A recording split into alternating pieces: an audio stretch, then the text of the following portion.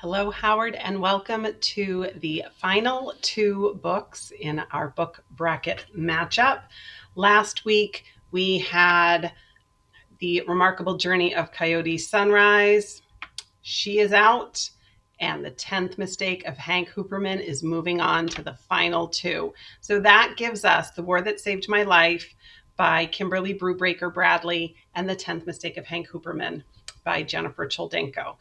One of them is at this point a classic, and I think Hank is a future classic. So we have a serious matchup. I'm not going to waste any time. I'm going to get right into it. To refresh your memory, The War That Saved My Life is the story of Ada, a girl who is being raised in London. She was born with a club foot, as you can see in the photo in the cover here. And her mother hid her away, abused her, and told her that nobody would ever love her because of her ugly foot.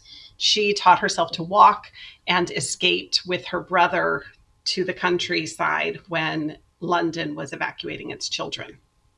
So, some things that you need to know. She's staying with a woman named Susan, who knows nothing about raising children, but is committed to being a good person. That parts of London were bombed during World War II, and people had to shelter in bomb shelters, and that Ada has some traumatic responses to things, and Christmas Eve so far has been the worst of them, and she kind of has this giant breakdown on Christmas Eve. So we are picking it up near the end of the book.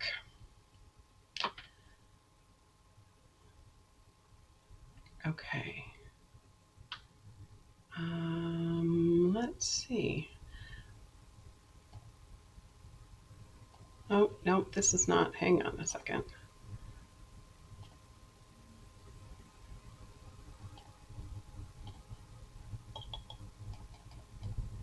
Oh, there we go. Okay. So we're picking up close to the end of the book. You can see we're on page 264 of 316. And the line that ends the chapter previous to where we're starting is the first air raid was worse than Christmas Eve. It came the second week of July. It had been a hot day, so we had kept the windows wide open and the blackout down. For once, I'd fallen into a sound, dreamless sleep. Whoop, whoop, whoop, whoop, whoop, whoop. The sirens at the airfield wailed louder and louder. You'd have thought one was in our bedroom. Jamie jumped up, scrambling to keep hold of Bovril, who's their cat. He found a cat, who thrashed and scratched in an effort to get free. I grabbed my crutches. Susan came flying in, her dressing gown flapping. Hurry, hurry, she said. I couldn't hurry. Going downstairs took time. My hands shook. I wouldn't be fast enough. I would be bombed. Jamie ran ahead, but Susan waited for me.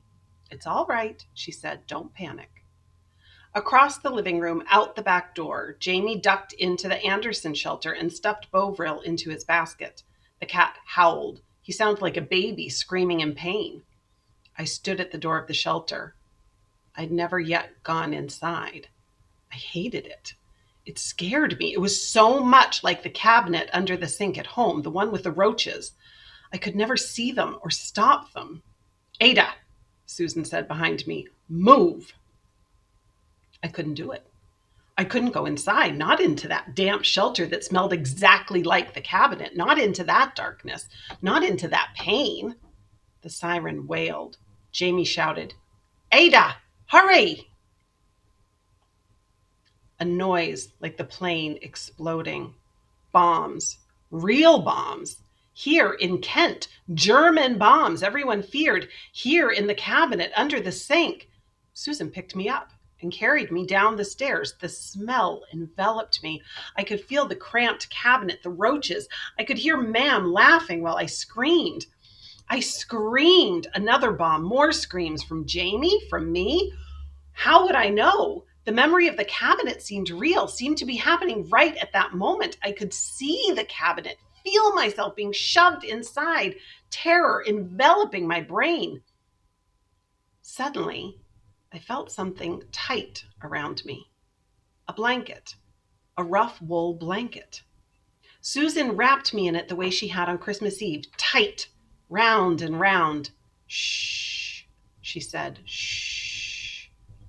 She put her arms around me and laid me on a bench and then half sat on me, squishing me between her backside and the shelter wall. We're all here.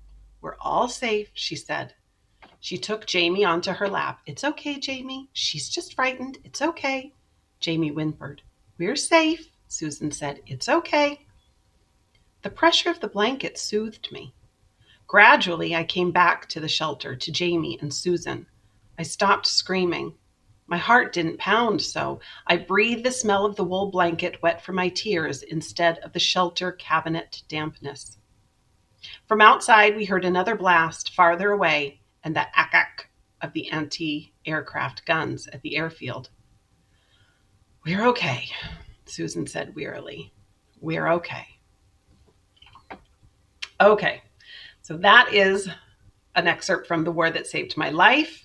And now we are going to go and read an excerpt from The 10th Mistake of Hank Hooperman. To refresh your memory, Hank is I think he's a 12-year-old boy whose mom left and didn't come home for a long time. So he went to the house of a woman he found on the emergency contact for one of his field trip forms.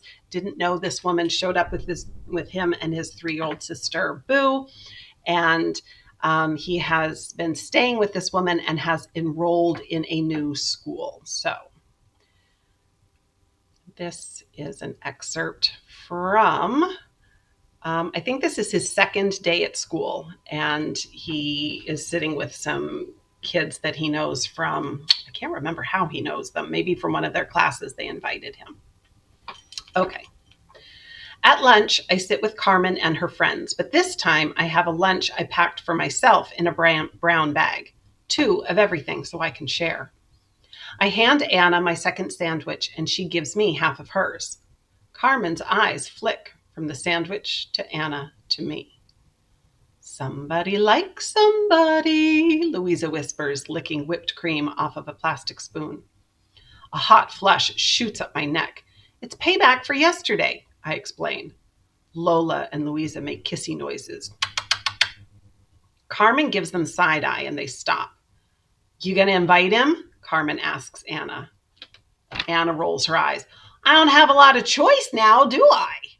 You know you want to, Carmen says, taking a bite of pizza. I'm having a party a week from tomorrow. It's my birthday. Do you want to come? Anna asks. I don't know. Do you want me to come? I ask, hoping my cheeks aren't as red as they feel. Apparently, I do. Anna bugs her eyes out at Carmen, then she leans towards me and whispers, No, really, I was going to ask you, just not in front of everybody. Ooh, secrets. Louisa licks pudding off of her spoon. Now it's out in the open. You're going to say yes, right? Carmen asks. Sure, I'll try, I mumble between bites. What's that mean? Louisa asks. My mouth is full of sandwich, so I don't answer. Anna stares at me with those amazing eyes of hers. It means he doesn't know if he can go or not, Carmen says. Figure it out, because I need an answer. Anna zips her lunchbox closed. Okay, I mutter, pulling out my schedule. Language arts with Chang next, Anna informs me. I stare at her. How did she know? Anna rolls her eyes. You are memorable. Apparently I am not. Sorry, I say, it's only my second day. Well, pay attention, guy. I expect you to keep up. I laugh, and then the conversation moves on to somebody Louisa thinks is cute, and all eyes are on her. When the bell rings, I wait for Anna, and we walk to class together, which is kind of nice. In class, she pats the seat next to hers. Sit here, she says. We're studying memoirs, which is a fancy word for a story you write about yourself. You're supposed to write about some event that made you happy or sad or scared or angry. Write something sad. Sad gets you an A every time, Anna said. I laugh. No, it really does, she says.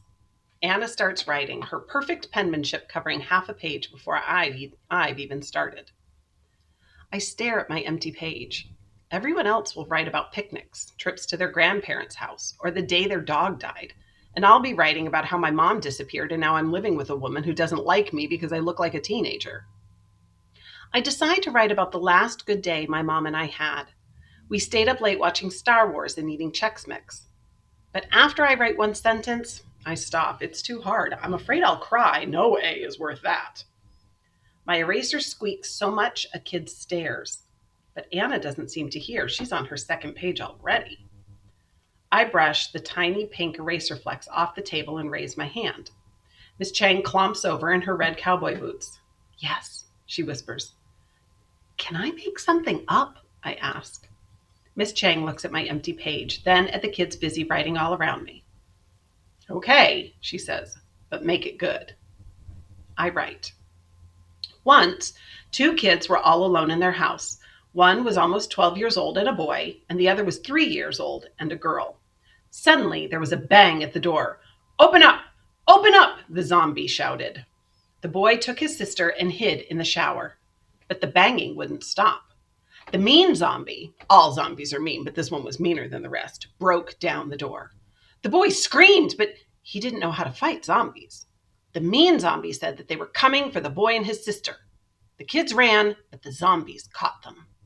The zombies took the boy and his little sister to an old lady's house. The old lady took the little girl in, but she didn't like boys. So the zombies ate the boy. Their burps were loud and smelled like sweaty socks. The end. Okay, so you have your choices: historical fiction, World War II, or contemporary fiction, one with a female protagonist, one with a male protagonist.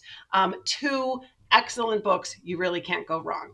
You're going to vote today, and tonight at Book Bingo, 6 o'clock in the cafeteria, we will announce the winner of our March Madness book bracket. I hope you can be there. Have a wonderful day and happy reading.